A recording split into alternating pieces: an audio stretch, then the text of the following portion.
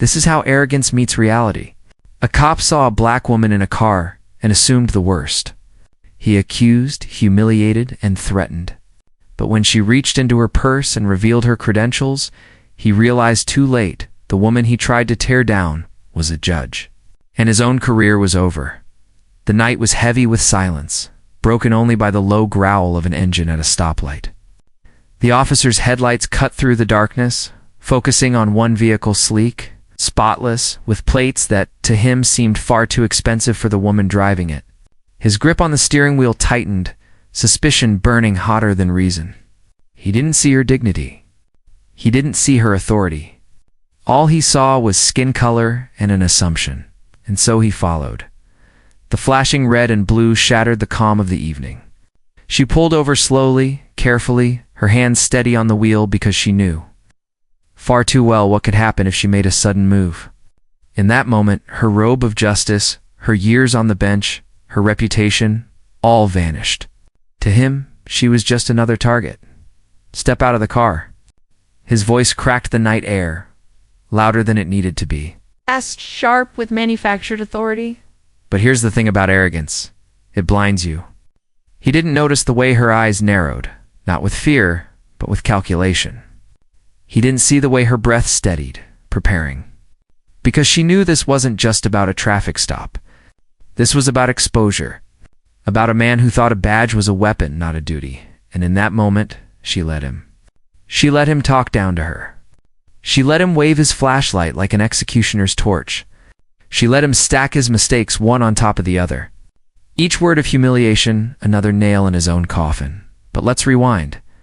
Hours earlier, she had been in chambers, presiding over a case not unlike this one.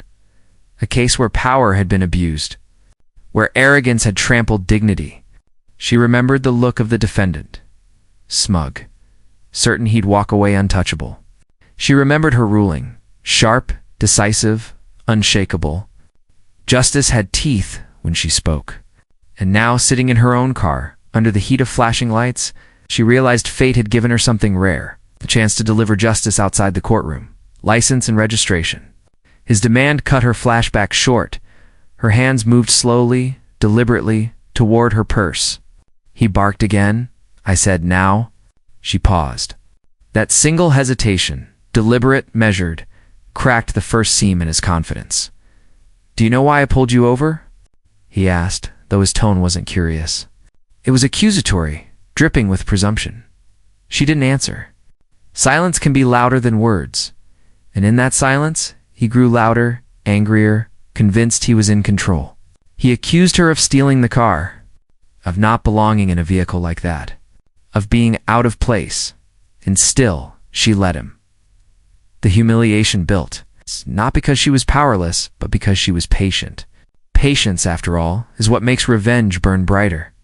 A jogger slowed on the sidewalk, watching.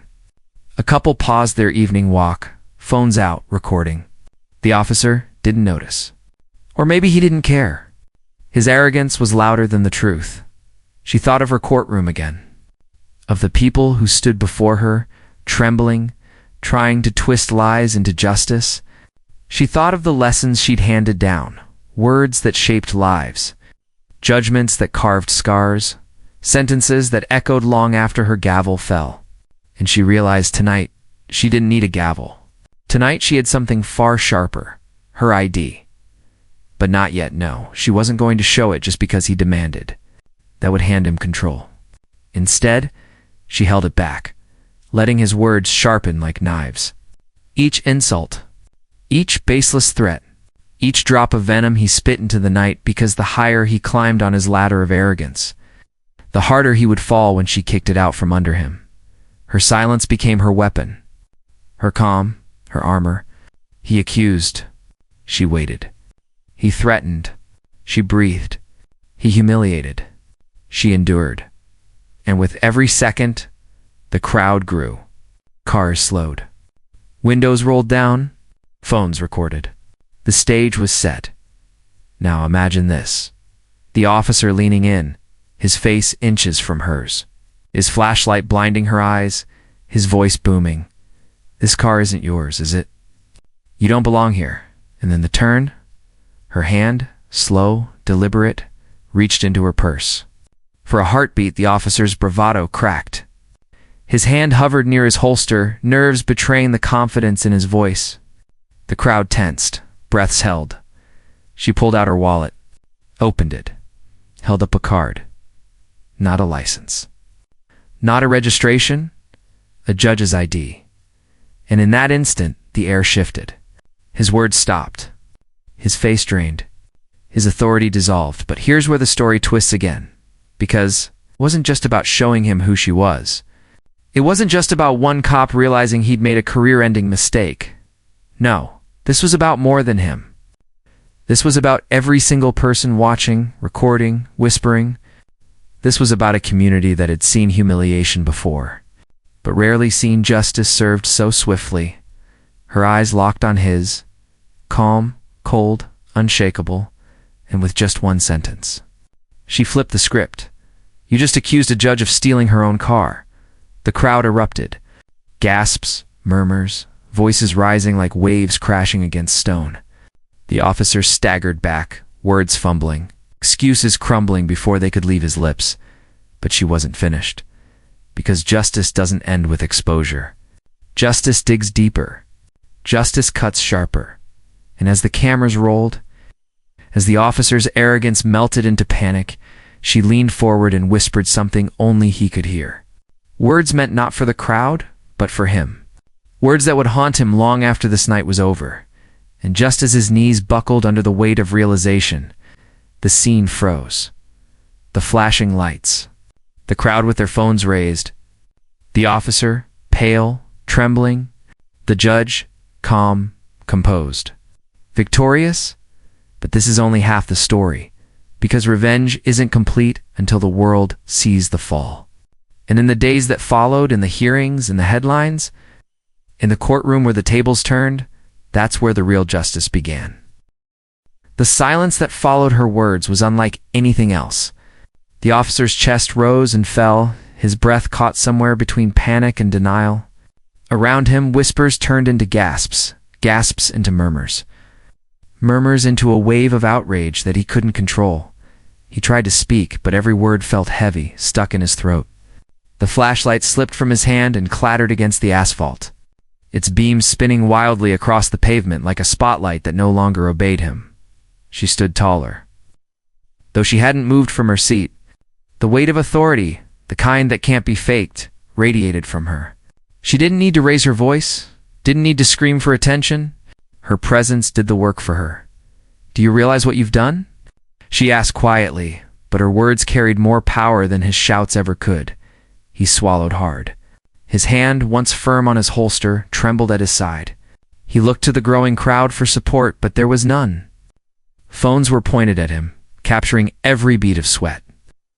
Every flicker of panic across his face. The crowd wasn't just watching. They were judging a young man near the front, shook his head. That's a judge.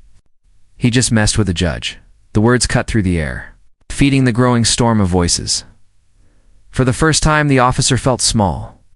Not because of her title, but because of the mirror she had just placed before him, one that reflected not power, but his own weakness. And then came the sound that sealed his fate, the faint. Unmistakable ping of recordings being shared, uploaded, streamed live to thousands. What began as humiliation was now becoming history. She knew it too. That was why her expression never wavered, why she remained composed, calm, as if she'd been waiting for this moment. He stammered, I didn't know. I thought you thought wrong, she cut in. The sharpness of her tone wasn't just correction. It was condemnation. The crowd murmured again. Louder this time, voices emboldened by her words. And in that noise, the officer found himself drowning. He backed away. But the flashing lights behind him pinned him down like shackles. Every move he made was recorded, every breath a reminder of the arrogance that had brought him here. And then, without another word, she tucked her ID back into her wallet, placed it in her purse, and shut it with deliberate finality. It was over. She had spoken. She had revealed. And she didn't need to explain herself any further, but her silence was louder than any argument. The infessa stumbled back to his cruiser. His radio crackled with distant chatter, but he didn't respond. He couldn't. His hands were too unsteady, his mind too clouded. The crowd parted for him like water around a sinking ship. And she simply started her engine calm, as if nothing had happened. She didn't speed away. She didn't gloat. She drove off slowly, deliberately, leaving him behind in the wreckage of his own downfall. But humiliation on the street is only the beginning. The true reckoning came later. News spread faster than wildfire. By morning, the video had been seen thousands of times. By midday, hundreds of thousands. And by nightfall, it was everywhere. Every headline, every feed, every whisper carried the same story. A cop had accused a black judge of stealing her own car and been exposed in front of the world. The department scrambled. Statements were drafted, carefully worded apologies that rang hollow against the weight of the footage. Internal reviews were announced, but the public didn't wait. The court of opinion had already delivered its verdict. Guilty. The officer's name trended online, not with respect but with ridicule. His face was replayed endlessly, frozen in that moment of realization, that second, where his arrogance shattered under the truth. And she didn't speak to the press. She didn't need to. Her silence, once again, carried more weight than any interview. But inside her chambers, the echoes of that night followed her. She replayed the moment in her mind, not with regret, but with resolve. She thought of the countless faces she had seen over the years. The people who had walked into her courtroom broken by arrogance just like his. She had always believed justice belonged in the courtroom. But now, she understood, it could belong anywhere. The officer tried to defend himself. He claimed he was just doing his job, that he had made a mistake. But every defense only deepened the wound. Every excuse crumbled under the simple truth he had assumed humiliated and threatened someone he never should have.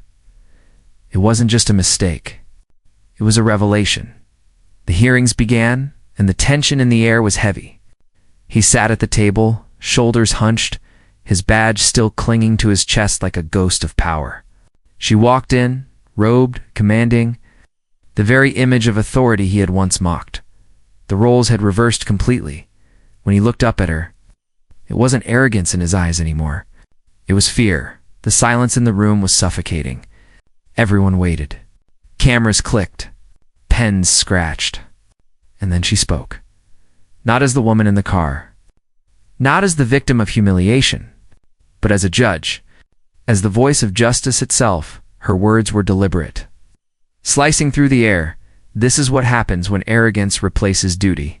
This is what happens when power is abused. And this is what happens when the truth stands taller than lies. Every syllable was another strike. Not just against him, but against every ounce of arrogance that thought it could survive unchecked. He lowered his head, the weight of her words pressing down like a sentence before the official one was ever spoken. And in that moment, the crowd didn't just see a cop being punished, they saw justice reclaiming its place. They saw a woman who had endured humiliation and turned it into strength. They saw the truth triumph, not with shouting, but with calm, measured authority. It was revenge, yes, but it was more. It was a reminder, a warning, a reckoning. And as she delivered the final words, the courtroom erupted. Not with cheers, not with applause, but with the quiet. Heavy realization that arrogance had been destroyed. The officer's career didn't just end. It collapsed, shattered beyond repair. And she didn't celebrate. She didn't gloat. She simply stood, her presence filling the room, and walked out, leaving behind silence, fear, and the echo of justice done. For some, it was just another headline. For others, it was a story of humiliation turned into power. But for her, it was something else. It was proof that revenge doesn't need to scream. Sometimes it only needs to whisper. And that whisper was enough to end a man's career forever.